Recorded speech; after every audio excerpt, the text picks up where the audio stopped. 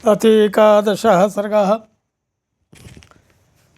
युद्धकांड के 11वें सर्ग में रावण और उसके सभासदों का सभावन में एकत्र होने का वर्णन है। सब भूव कृशो राजा मैथिली काम मोहिता असन्मानाच सुहृदाम पाप पापेन कर्मणा। राक्षसों का राजा रावण मिथिलेश कुमारी सीता के प्रति काम से मोहित हो रहा था। उसके हितैषी सुहित विभीषण आदि उसका अनादर करने लगे थे, उसके कुकृत्यों की निंदा करते थे तथा वह सीताहरण रूपी जघन्य पाप कर्म के कारण पापी घोषित किया गया था। इन सब कारणों से वह अत्यंत चिंतायुक्त एवं दुर्बल हो गया था। अतीव काम संपन्नो वैदेही मनुचिंतयन अतीत समय काले तस्मिन् वै युधि रावणः अमात्यैश्च सुहृद्भिश्च प्राप्त कालाम मन्यतो। वह अत्यंत काम से पीड़ित होकर के बारंबार विदेह कुमारी का चिंतन करता था, इसलिए युद्ध का अवसर बीत जाने पर भी उसने उस समय मंत्रियों और सुहृदों के साथ सलाह करके युद्ध को ही समयोचित कर्तव्य माना। सहेम जाल विततम मणिविद्रुम भूषितम उपगम विनीताश्रुमारुरोह महारथम। वह सोने की जाली से आच्छादित तथा मणि एवं मूंगों से विभूषित एक विशाल रथ पर, जिसमें सुशिक्षित घोड़े जुते हुए थे, जा चढ़ा।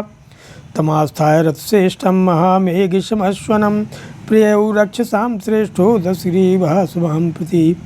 महान मेघों की गर्जना के समान घरघराहट पैदा करने वाले उस उत्तम रथ पर आरूढ़ हो राक्षस रोमणी दशग्रीव सभावन की ओर प्रस्थित हुआ। असी चर्मधराक योधा सर्वायुध धरास्ततः राक्षसा राक्षसेन्द्रस्य पुरस्तात् संप्रतस्थिरे।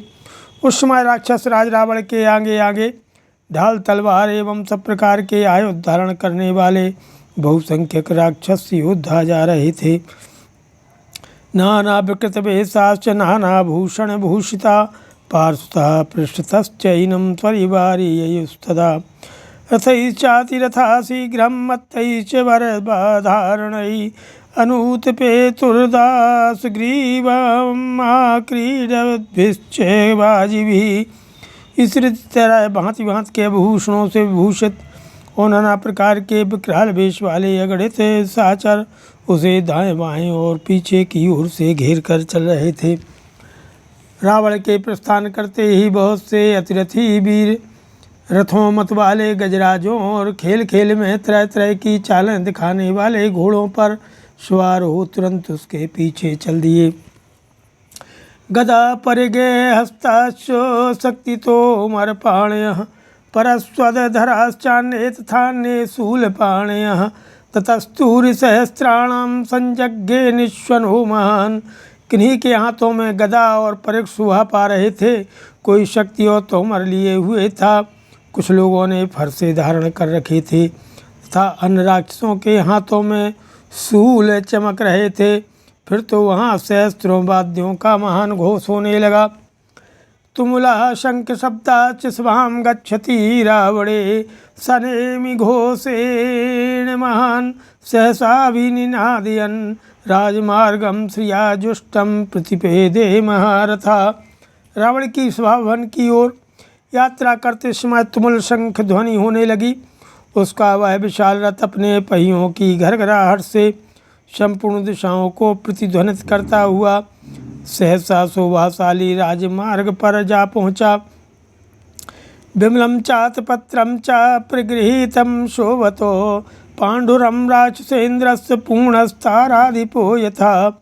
उसमें राक्षस राज रावण के ऊपर तना हुआ निर्मल श्वेत छत्र पूर्ण चंद्रमा के समान शोभा पा रहा था। हे में मंजरी गर्भे चा शुद्ध स्फटिक विग्रहे चामर बजने तस्रे जितु शब्य दक्षिणे। उसके दाहिने और बाएं भाग में शुद्ध स्फटिक के डंडे वाले चमर और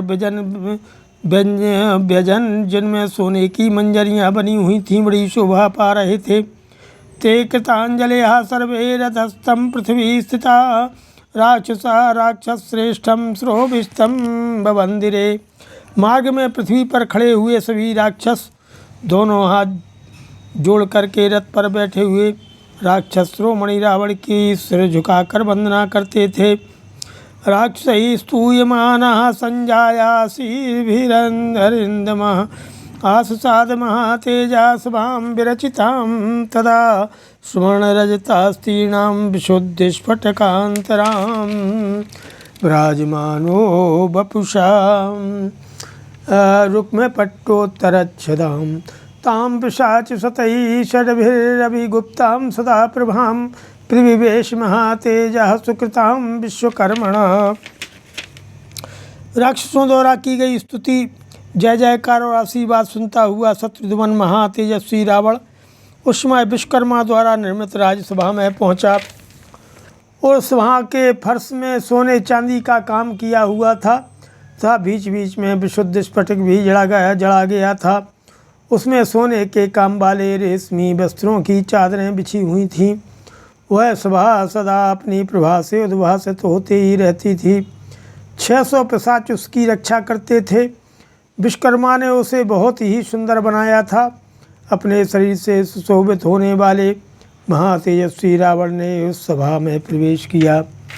तस्यां तु वैदूर्यमयं प्रियकाजन संवृतं महत् सोपाश्रियं भेजे रावणः परमाशनं ततः ससासेश्वरवद्धूतां लघु पराक्रमान्।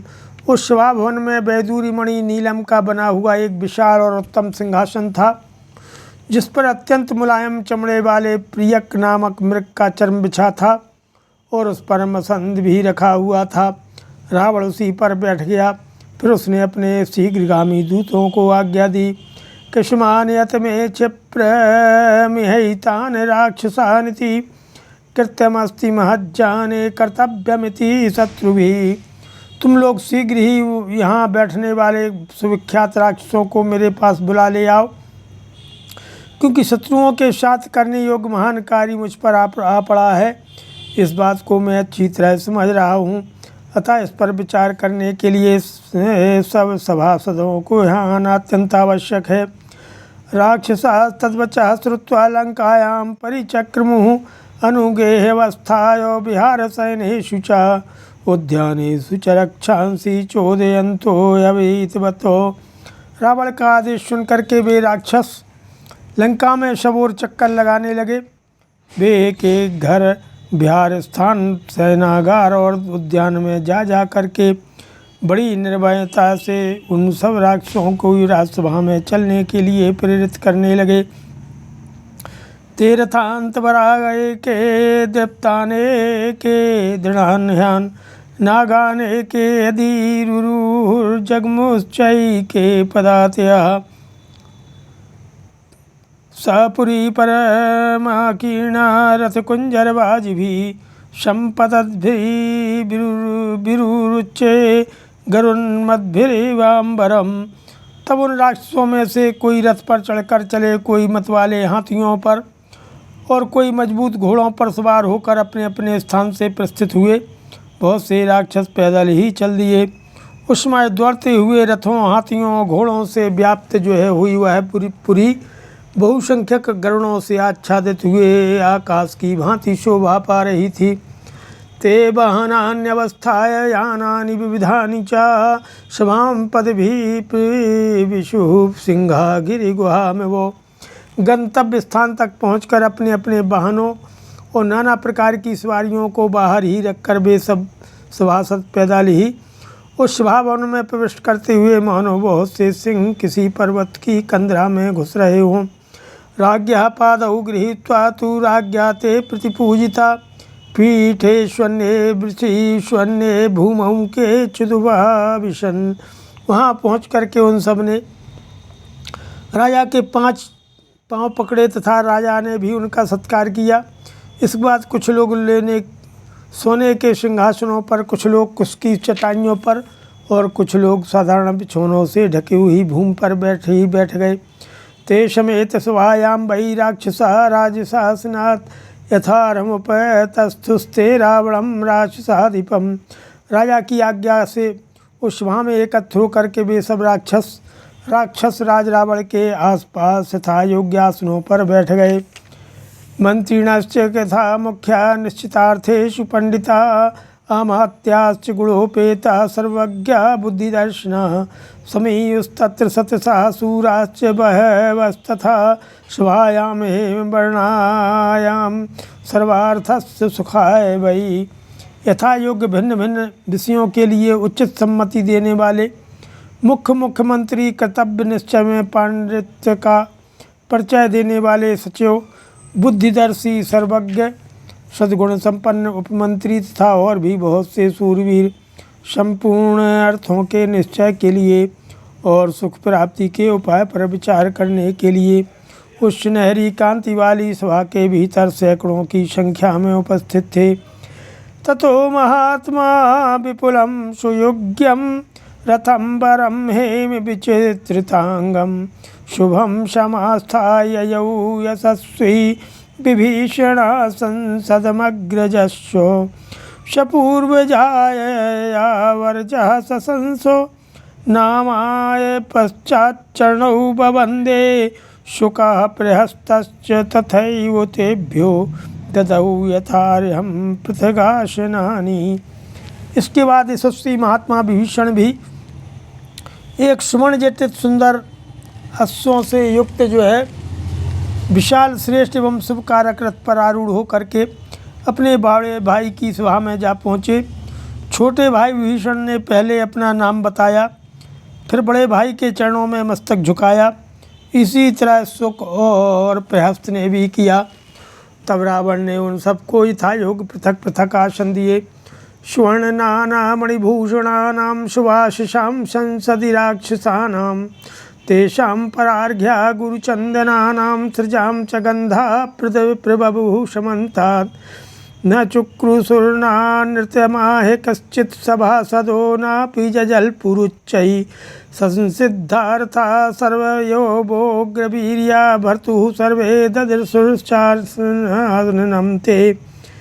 सुवर्ण एवं नाना प्रकार की मणियों के आभूषणों से विभूषित उन सुंदर वस्त्रधारी राशियों की उस सभा में सब और बहुमूल्य अगर चंदन तथा पुष्पहारों की सुगंध छा रही थी। उस सभा का कोई भी सदस्य असत्य नहीं बोलता था। वे सभी सभासद न तो चिल्लाते थे न जोर जोर से बातें ही करते थे। वे सबके सफल मनोरथ एवं भयंकर पराक्रमी थे और सभी अपने स्वामी रावण के मुँह की ओर देख रहे थे।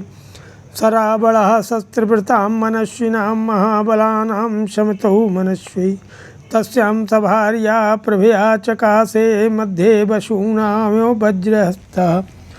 उस सभा में शस्त्रधारी महाबली मनुष्य वीरों का समागम होने पर उनके बीच में बैठा हुआ मनुष्य रावण अपनी प्रभा से उसी प्रकार प्रकाशित हो रहा था जैसे वस्तुओं के बीच में वज्रधारी इंद्र देदीप्यमान होते हैं। अथ द्वादश सर्गः सतां परिखदं कृत्स्नां समीक्षो समतिञ्जयः प्रचोदयामास तदा प्रहस्तं वाहिनीपतिं। शत्रुविजयी रावण ने उस संपूर्ण सभा की ओर दृष्टिपात करके सेनापति प्रहस्त को उस समय इस प्रकार आदेश दिया कि सेनापते यथा ते स्युः कृतविद्या चतुर्विधा योधा नगर रक्षायां तथा व्यादेष्टुमर्हसि।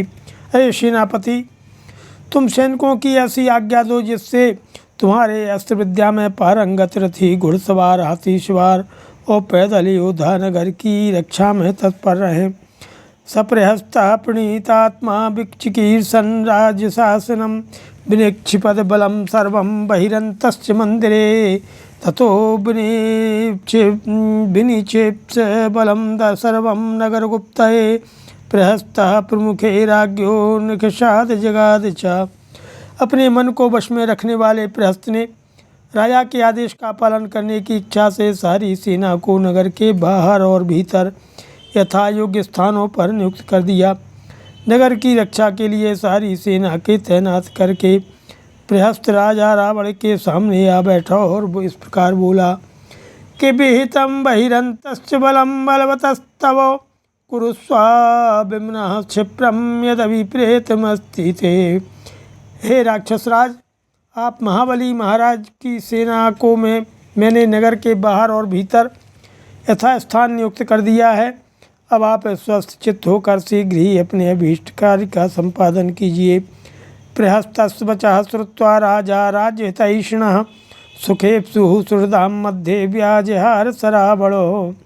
राज्य का हित चाहने वाले प्रहस्त की बात सुन करके अपने सुख की इच्छा रखने वाले रावण ने सुहृदों के बीच में ये बात कही कि प्रिया प्रिये सुखे दुखे लाभा लाभे तायते धर्म कामार्थ कृच्छेषु यूयमर्हत वेदितुं सर्वकृत्यानि युष्माभिः समारब्धानि सर्वदा मंत्र कर्म नियुक्तानि न जातु विफलानि में।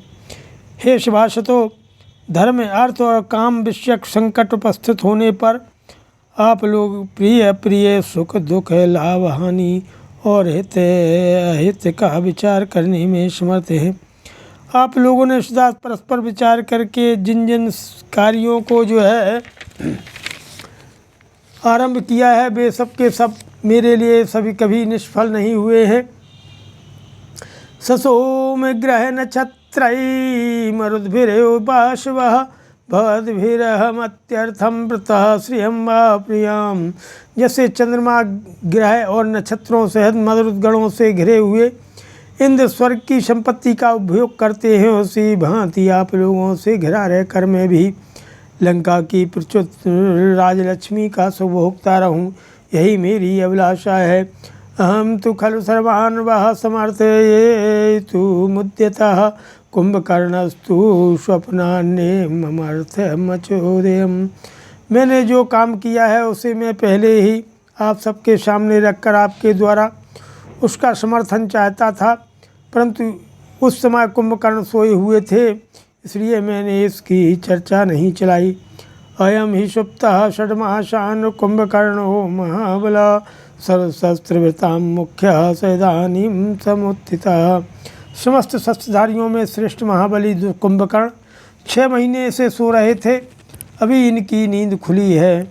इयं च दंडकारण्याद् रामस्य महिषी प्रिया रक्षो विचरितोद्देशादानीता जनकात्मजा। मैं दंडकारण्य से जो राक्षसों के विचरने का स्थान है राम की प्यारी रानी जनक दुलारी सीता को हर लाया हूँ।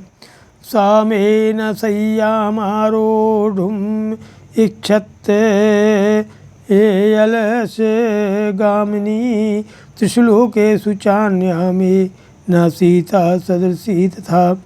किंतु वह मंदगामिनी सीता मेरी सैया पर आरूढ़ होना नहीं चाहती है। मेरी दृष्टि में तीनों प्रलोकों के भीतर सीता के समान सुंदरी दूसरी कोई स्त्री नहीं है।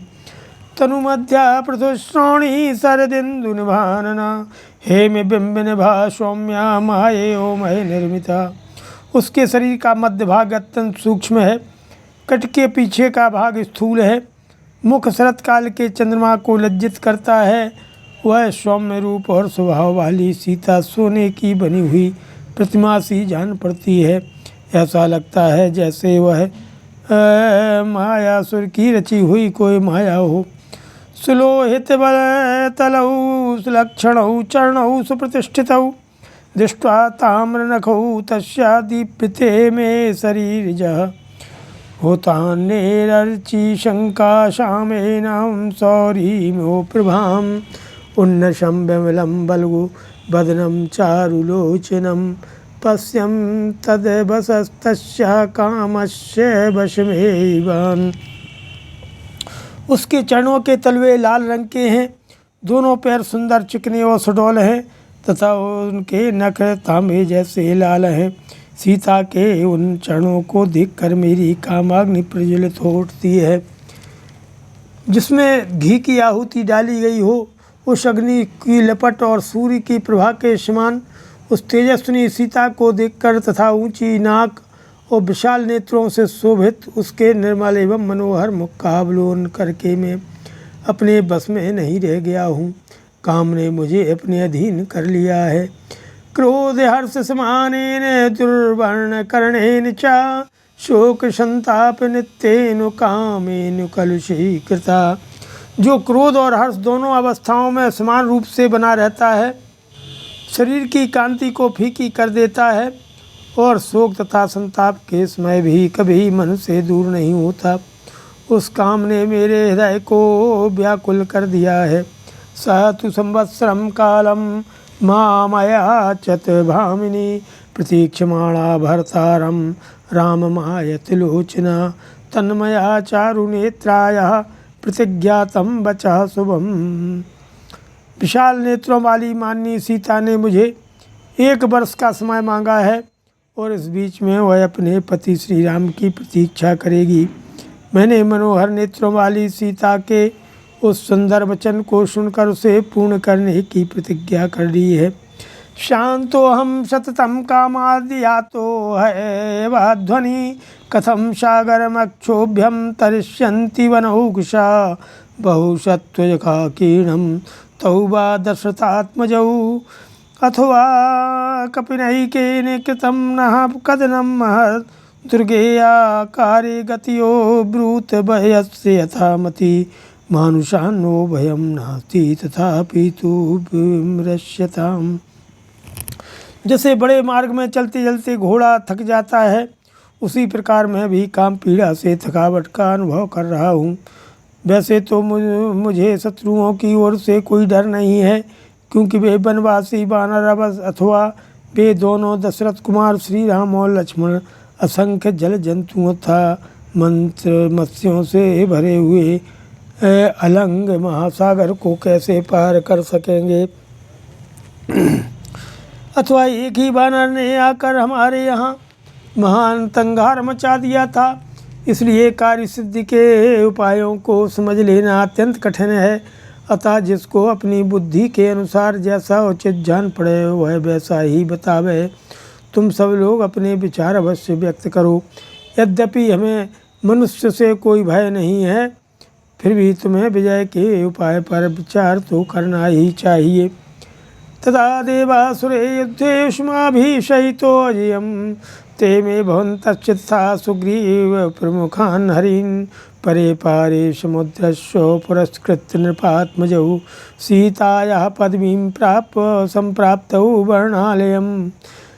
उन दिनों जब देवताओं और असुरों का युद्ध चल रहा था, उसमें आप सब लोगों की सहायता से ही मैंने विजय प्राप्त की थी।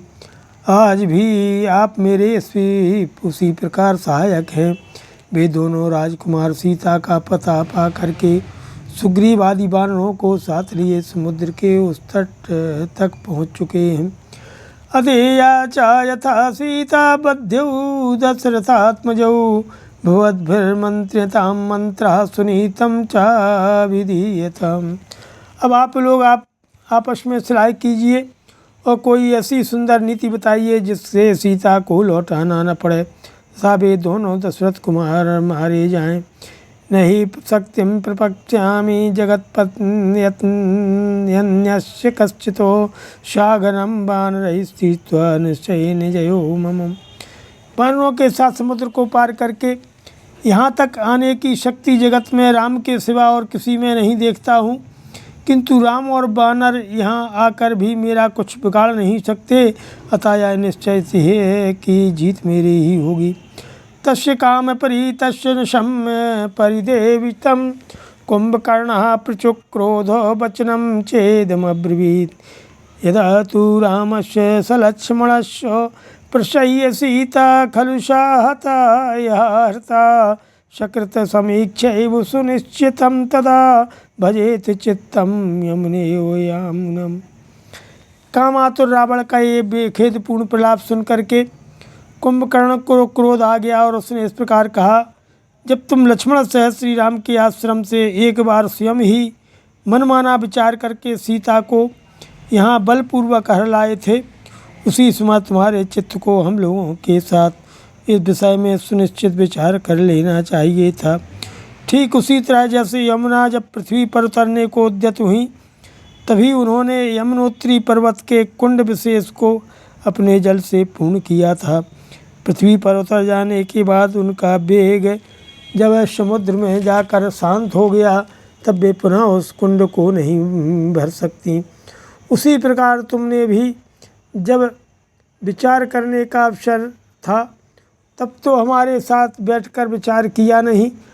अब है अवसर बिता कर सारा काम बिगाड़ जाने के बाद तुम विचार करने चले हो। सरमेतन महाराज कृतम प्रतिमं तव विधीयेत साहस्माभिरादावे राधावे भाष्य कर्मणा।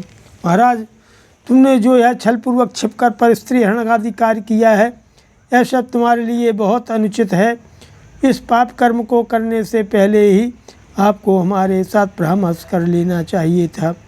न्यायेन राजकार्याणि यह करोति दशाननो न सा संतप्यते पश्चान निश्चितार्थम अतिर्नपो। हे दशानन, जो राजा सब राजकार्य न्यायपूर्वक करता है, उसकी बुद्धि निश्चय पूर्ण होने के कारणों से पीछे पछताना नहीं पड़ता है। अनुपायेन कर्माणि विपरीतानि यानि च क्रियमाणानि दुष्यन्ति हविंस्य प्रियते शुभो। जो कर्म उचित उपाय का अवलंबन किए बिना ही किए जाते हैं, सा जो लोक और शास्त्र के विपरीत होते हैं, वे पाप कर्म उसी तरह दोष की प्राप्ति कराते हैं जैसे अपवित्र आभिचारिक यज्ञों में होम में गए हविष्य। यह पश्चात पूर्व कल कार्याणि कर्मण्यभिचिकीर्षति पूर्वं च पर कार्याणि शनाभेदनयानयो। जो पहले करने योग्य बाणों कार्यों को पीछे करना चाहता है और पीछे करने योग्य काम पहले ही कर डालता है, वह नीति और अनीति को नहीं जानता। चपलस्तु कृत्येषु प्रसमीक्षाधिकं बलं छिद्रमन्ये प्रपद्यन्ते क्रौञ्चस्य कमेव द्विजा। त्वेदं महदारब्धं कार्यं प्रतिचिन्तितं दृष्ट्या त्वां नावधीत रामो विषमे श्रीमवामिशम्। शत्रु लोग अपने विपक्षी के बल को अपने से अधिक देखकर भी यदि यह हर काम में चपल जल्दबाज है तो उसका दमन करने के लिए उसी तरह उसके छिद्र ढूंढते रहते हैं जैसे पक्षी दुर्लंघ क्रौंच पर्वत को लांघ कर आगे बढ़ने के लिए उसके छिद्र की आश्रय लेते हैं। हे महाराज, तुमने भावी परिणाम का विचार किए बिना जो है ही यह बहुत बड़ा दुष्कर्म आरंभ किया है। जैसे विष मिश्रित भोजन खाने वालों के प्राण हर लेता है, उसी प्रकार श्री रामचंद्र जी तुम्हारा वध कर डालेंगे। उन्होंने अभी तक तुम्हें मार नहीं डाला, इसे अपने लिए सौभाग्य की बात समझो। तस्मात् त्वया समारब्धं कर्म है प्रतिमं परैहं समीकरिष्यामि हत्वा शत्रुंस्तवानघो। हे अनग, यद्यपि तुमने शत्रुओं के साथ अनुचित कर्म आरंभ किया है, फिर भी मैं तुम्हारे शत्रुओं का संहार करके सबको ठीक कर दूंगा। अहम उत्सादयिष्यामि शत्रुंस्तव निशाचरो यदि शक्रविवस्वन्तौ यदि पावक मारुतौ तावेहं योधयिष्यामि कुबेर वरुणावपि गिरिमात शरीरस्व महापरिगयोधिना नर्दतस्ति क्षणतनुष्टस्व बिभीयाद वै पुरंदरो। हे निशाचर, तुम्हारे शत्रु यदि इंद्र सूर्य अग्नि वायु कुबेर और वरुण भी हों तो मैं उनके साथ युद्ध करूंगा और तुम्हारे सभी शत्रुओं को उखाड़ फेंकूंगा। मैं पर्वत के समान विशाल एवं तीखी दाढ़ों से युक्त शरीर धारण करके महान परिग हाथ में लेकर के समरभूमि में जूझता हुआ जब गर्जना करूंगा, उस समय देवराज इंद्र भी भयभीत हो जाएंगे। के पुनर्मां सादुतीयेन शरेण निहनिष्यति ततो हम तस्य पास्यामि रुधिरं काममाश्वसो। राम मुझे एक बाण से मारकर दूसरे बाण से मारने लगेंगे, उसी बीच में मैं उनका खून पी लूँगा, इसलिए तुम पूर्णतः निश्चिंत हो जाओ। बधेन वै दाशरथे सुखावहं जयं तवाहर्तुमहं यतिष्ये हत्वा च रामं सह लक्ष्मणेन खादामि सर्वान् हरियूथ मुख्यान्। रमस्व कामं पिबचाग्रवारुणीं कुरुस्व कार्याणि हितानि विज्वरः मया तु रामे गमितेयमक्षयम् चिराय सीता वशगा भविष्यति। मैं दशरथ नंदन श्री राम का वध करके तुम्हारे लिए सुखदायिनी विजय सुलभ कराने का प्रयत्न करूँगा। लक्ष्मण सहित राम को मार करके समस्त वानरी उत्पत्तियों को खा जाऊँगा। तुम मौज से विहार करो, उत्तम वारुणी का पान करो और निश्चिंत होकर अपने लिए हितकर कार्य करते रहो। मेरे द्वारा राम के यमलोक भेज दिए जाने पर सीता चिरकाल के लिए तुम्हारे अधीन हो जाएगी। श्रीमद् रामायण वाल्मीकि आदि काव्य उत्कांडे द्वादश सर्गः। सियावर रामचंद्र की जय। पवन सुत हनुमान।